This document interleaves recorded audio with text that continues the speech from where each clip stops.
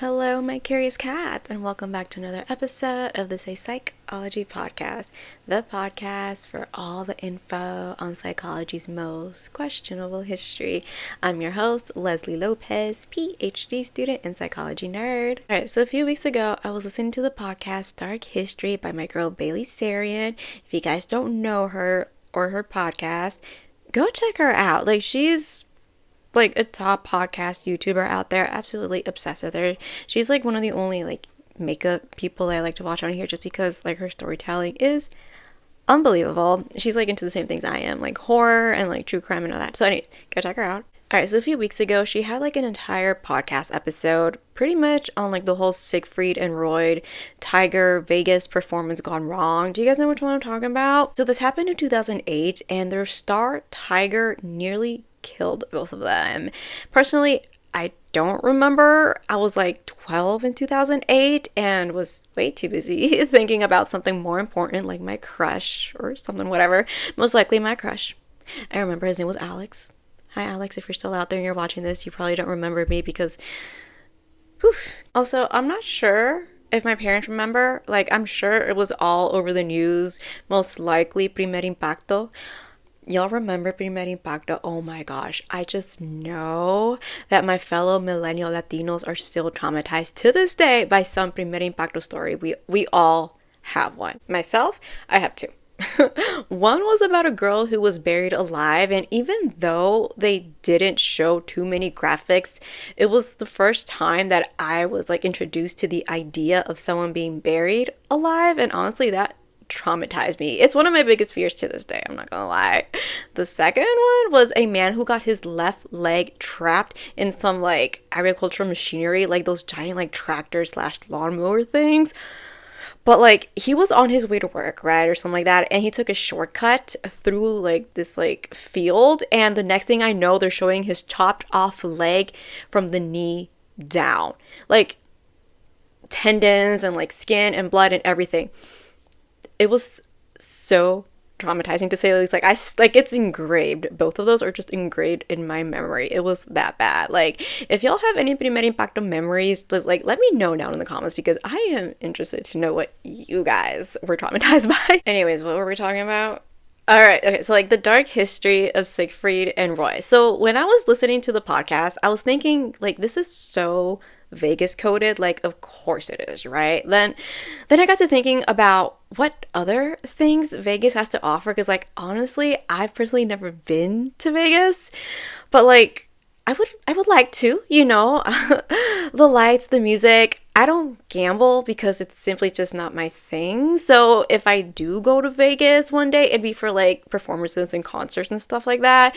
But anyways, I got to thinking about Vegas and their shows, and I was what about hypnosis? Now, I've never personally been hypnotized, and honestly, I don't think I would ever volunteer to have that happen, but I would like to see someone else volunteer and go on stage to try and do so. But with that thought process, although hypnosis is very controversial, there is quite the history of it being used to treat hysterics. So, if you're a little bit insane in the membrane like me, get cozy tozy, and let's jump into it.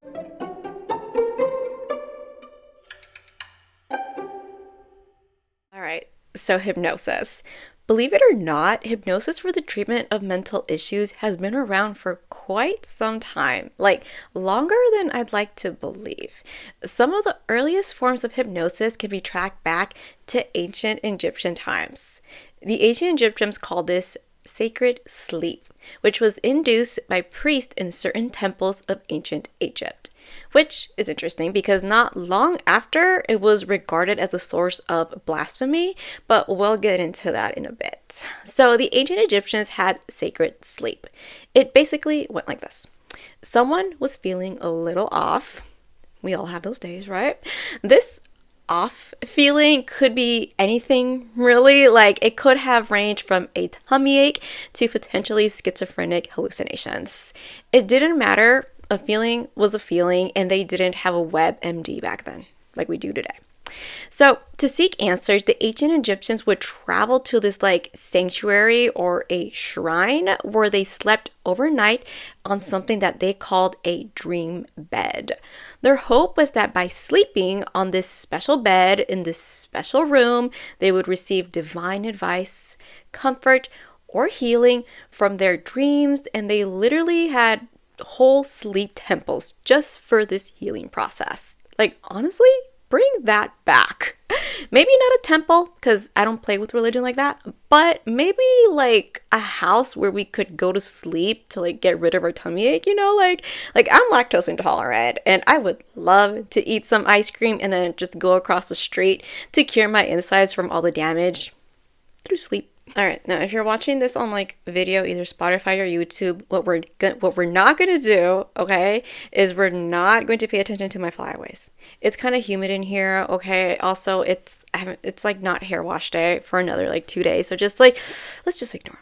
Okay, now let's move on. All right, so now let's fast forward to the Middle Ages. Don't come for me, but I had to Google how long ago the Middle Ages were. Like, I have a whole master's degree, but years of things, it's just something that I was never really good at. Like, the year, like, such and such happened in this year. Like, I was never good at dates. Okay, but anyways, after the ancient Egyptians turned sleeping into healing, things began to take a left turn. You see, the use of hypnosis quickly became the tool of witches and sorcerers. In other words, the use of hypnosis was regarded as the work of the devil. A lot of this belief still holds true today, but I don't want to get too deep into that conversation, okay?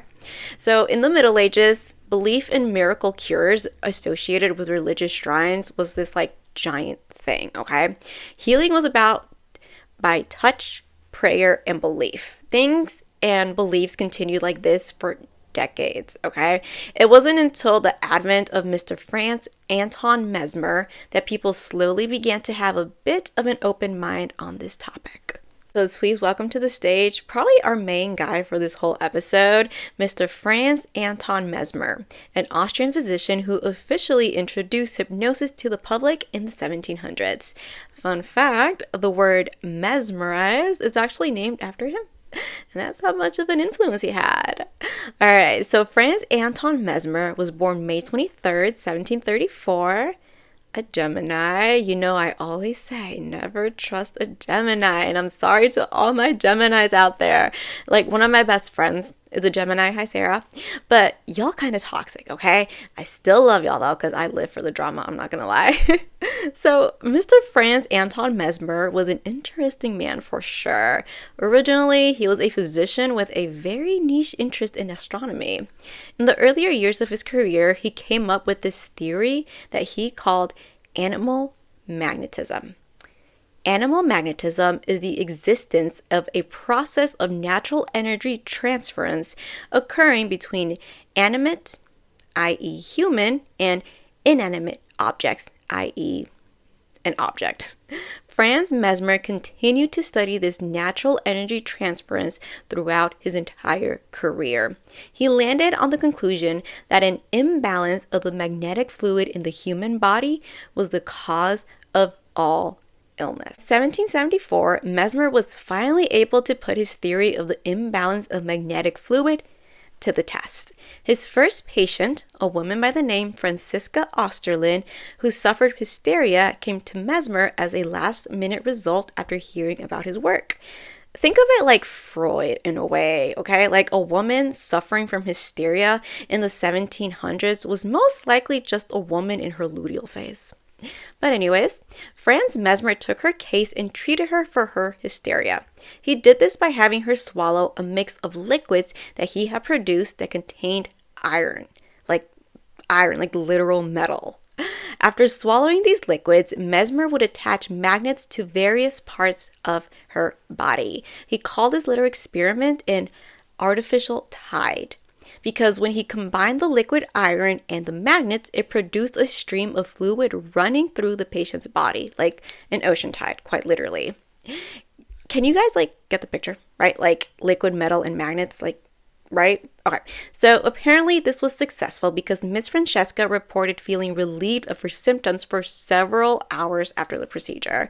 Mesmer himself was also kind of shocked, honestly. Like, he had theorized this would work. Like, obviously it was all his theory, but part of him was a little suspicious of his own thinking. After going over the procedure and what had happened, Mesmer came to the conclusion that the magnets were not solely responsible for the cure. He felt he had achieved animal magnetism, which before was just a theory of his. If you remember, animal magnetism is the existence of a process of natural energy transference occurring between animate, i.e. human, and inanimate objects, i.e. an object. So he believed he had achieved the transfer of natural energy transference between Miss Francesca and the magnets. This kind of thinking or this kind of realization scared him a bit. Like, he was too powerful for his own good. Like, that he literally felt that way. So much so that he soon stopped using magnets as part of his treatments. All right, so the history of animal magnetism is kind of long. Like, originally I was going to make the whole episode just on animal magnetism, but decided to just kind of like clump it with hypnosis. So, like, kind of bear with me, okay? Mesmer's procedure had gained traction through many different areas. In 1775, he was invited to give his professional opinion on a number of exorcisms carried out by Gassner at the Munich Academy of Sciences in Germany. Mesmer's conclusion was that Gassner was too sincere in his beliefs and that his exorcisms were actually animal magnetism. Gassner was so insulted by this that it ended his career as a Catholic priest and went on to pursue a career in psychiatry instead. Like, it's not funny, but it's also kind of funny, right? Also, fun fact, stick around for future episodes because I have an episode on exorcisms in psychology and psychiatry coming up, so you don't want to miss that. Eventually, Mesmer did go back to using his animal magnetism to heal patients because, remember, he was a physician. Above all, he continued these procedures in Vienna, but was only able to claim partial success in one patient. This partial success was in partially curing the blindness of an 18-year-old musician by the name Maria Theresa Paradis, a close friend and muse of Mozart. She was referred to Mesmer because Mesmer and Mozart were really close friends themselves. But anyways, because she was such a famous performer, a lot of people heard about this partial cure, which led to doctors to question Mesmer's methods and practices. It didn't take long for other doctors to accuse Mesmer and his animal magnetism as a form of unscientific practices that lacked empirical evidence and clashed with medical norms. The man was canceled. Essentially, cancel culture before cancel culture. This led him to flee Vienna and head to Paris that same year of 1777. While in Paris, Mesmer finally found his people. According to fellow French physicians, Mesmer understood health as the, quote, free flow of the process of life through thousands of channels in our bodies. They believed that an illness, physical and mental, was caused by obstacles to this flow. Overcoming these obstacles and restoring flow produced crisis, which in turn returned health. And of course, according to them, this could all be achieved through animal magnetism. One of the unique things about animal magnetism back in the day was that the procedure could be done on individual patients or in groups. Individual patients would meet with Mesmer and they would partake in this treatment, which when I was doing the research sounded more like a ritual to me, but I don't know, guys. You tell me. Now, these treatments, the patient would arrive to Mesmer's office. There, Mesmer and the patient would sit in front of each other with their knees touching. Then Mesmer would take the patient's thumbs in his hand and press them tightly. Knees touching, thumbs pressing. Mesmer would look intently into the patient's eyes, making what he called passes. Without breaking eye contact, Mesmer took his hands and caressed the patient's arms from their shoulders down to their diaphragm. They would then sit there, eyes locked, knees touching, hands on their diaphragm for hours. Not 5 minutes, not half an hour, not even an hour, but for hours. Look, if you're a nerd for the history of psychology and like the cults, like the psychology of cults like me, then I know you're thinking the exact same thing right now. By the 1780s, Mesmer had more patients that he could treat individually, so he started treating them in groups. Again, with the cult similarities. Mesmer called these treatments baquets, and they went as follows. Mesmer called these treatments baquet, which literally translates to tub in French, and you're about to see why. These patients would enter a room, and in the middle of the room was a vessel of about 1.5 feet high that Mesmer called the baquet. It was only 1.5 feet high, but it was large in diameter. Think of like a long dining room table, large enough to have 20 people sit comfortably around it. This vessel had iron rods of different sizes sticking out of it at like 90-degree angles. You with me so far? Okay, so there's a lot that goes into it. If you're watching on YouTube or Spotify, there is a picture on screen, but if you're listening, I'm trying to paint a picture, okay? I'm trying. So these odd-sized rods are sticking out of the vessel like spider's legs, okay? Now, each person in the group had a number, and each number corresponded with a different rod. The reason each rod was a different size was because the patients were to place the tip of the rod to the area of the body that was experiencing the illness. For example, if you had a stomach ache, you would place the tip of the rod on your stomach. If you had a migraine, you would place the tip of the rod on your head, and so on. At the end of the vessel was Mesmer. Again, think of it as like a giant dining room table on Thanksgiving, and your dad is at the end of the table sitting on the fancy chair with both armrests, but except instead of your dad, it's Mesmer. So Mesmer had his own rod that was connected through a rope to all the other rods. He would stand at the end of the vessel, and by spending hours touching his rod that was connected to the others and making eye contact with each patient, he was able to cure them of all their illness through animal magnetism. Tell me, is that not cultish to anyone else? But anyways, Mesmer did this for years until there was an investigation after him by other respected physicians. Eventually, they discovered that there was no magical fluid, and whatever benefit or cure the treatment produced was pure imagination. So the placebo effect before the placebo effect. Ouch! Imagine your whole life's work being called a figment of your imagination. That's gotta sting. So that's basically it for Franz Mesmer. We can see why he is believed to be the father of hypnosis, right? Okay, so let's go to our next big guy in the world of hypnosis. His name is John Elliotson. He also had an interesting life if you guys want to go and learn a bit more about him and his earlier life. But for today's episode, we're going to be focusing on his later life that's well into his career. Dr. Elliotson was a successful phrenologist in London, England. Phrenology is a study of the shape of your head and cranium. So kind of like as a side gig / hobby, he was also fascinated by mesmerism. Dr. Elliotson practiced mesmerism and gave his own services to patients, so much so that it became a big part of his career towards the end. Actually, he was able to combine his two passions, phrenology and mesmerism, to treat his patients. Throughout his career, he performed numerous painless operations, essentially using hypnosis, which, if you think about it, he used hypnosis as a form of anesthesia, which was not invented until 1846. So yay for Dr. John Elliotson. Fangirling over Franz Mesmer led into some pretty great breakthroughs, right? So the next person to follow Franz Mesmer's footsteps was Dr. James Esdale.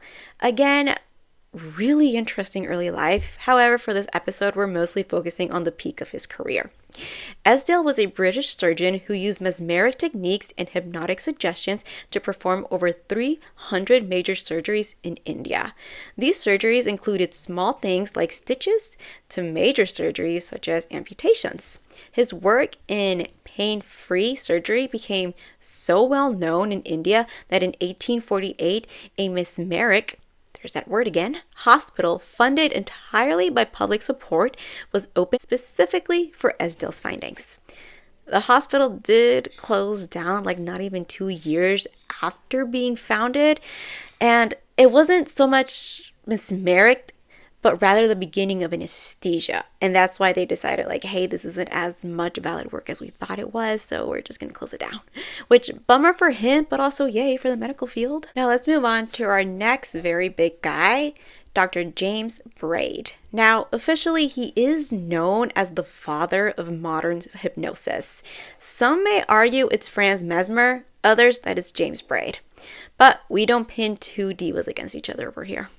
So James Braid was an extremely intelligent surgeon. He was a significant innovator to the treatment of club foot, scoliosis, knock knees, bandy legs, and squint.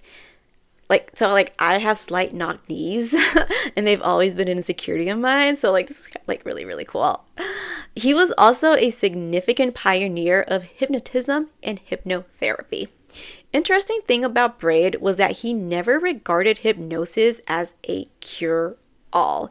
He was very adamant that although he believed that hypnotic suggestion was a valuable remedy in functional nervous disorders, he did not regard it as a rival to other forms of medicine. He firmly held that whoever believed there was a universal remedy was a fool. Some diseases arose from opposite pathological conditions, and the treatment should be accordingly. And you know what? Snaps all around for him. Braid's interest in hypnosis began in 1841 when he saw a performance by the mesmerist Charles Lafontaine. Lafontaine was this theater artist whose act involved the use of mesmerism to make his subjects impervious to pain. He demonstrated this by either shocking his subjects with a live battery or burning them with a candle. As a surgeon, Braid was intrigued by this pain-free phenomenon. One thing he did notice was that the subjects of the performance never opened their eyes while being mesmerized, and this got him thinking. As soon as he was back home, Braid began to research eye fixation by conducting experiments with some patients, but mostly with friends and family. Ultimately, Braid discovered that eye fixation was the key to mesmerism, completely independent of any magnetism or universal fluid that past physicians had theorized. I'm sensing a little shade here. Anyone else? Braid continued his experiments by inducing a trance on his subjects by having them focus their full attention on a variety of illuminated objects. Often these objects included candle flames, mirrors, really anything shiny to get them to focus. He found that this focus produced exhaustion in their eyelids, which got to a point where they spontaneously closed. Now remember, the shade I mentioned a minute ago? Well, Braid quite literally didn't want anything to do with mesmerism. He knew of the Franz Mesmer history and the trouble he got in, and he wanted no part in that. So with his experiments, at first, he attributed his phenomenon with sleep, but quickly found that it was much more than that, so he needed a new word for it. He quickly landed on hypnotism, named after Hypnos, the Greek god of sleep. I guess you can kind of see why he's known as the father of hypnosis, because he did discover modern day hypnosis, but I don't know. Anyone kind of think the title should go to France, despite his sketchy little experiments, right? I don't know. Braid's theories stuck, and honestly, it's kind of what modern day hypnosis continues to be based on, really. After Braid, the development of hypnosis kind of stalled. Is still being used, but there hasn't really been any new or groundbreaking advancements in the field. What was found was that psychiatrists, psychologists, and doctors alike began using hypnosis in their practices and found much success in the use. Freud was a big one, particularly in his earlier work. He did abandon it pretty quickly, though, when he began working with his patients fully conscious, to emphasize free association and interpretation of the subconscious. Oh gosh, you guys, side note, I'm a huge Freud nerd. In undergrad, I took a course on psychotherapy, and the class was split into three of the three most famous psychotherapists, that being Carl Jung, Karen Horney, and of course Sigmund Freud. Although Carl Jung is a neo-Freudian, he is up there with Freud. And I can make the argument he's actually my favorite of all three. Through most of the 1800s, hypnosis was just kind of there. It wasn't this major thing that doctors were using left and right. And It wasn't until the mid 1900s that a doctor by the name Milton Erickson is credited with bringing back the popularity of hypnosis. I'm laughing because it's like, what is this? Like a trend or something, Like, ooh, animal print is back. Like hypnosis is back. Side note, I believe animal print was never a trend. When used correctly and subtly, it could be a statement piece. What made it a trend is, I think, like the overuse of it, like from head to toe. But anyways, mid 1900s, hypnosis is back. Allegedly.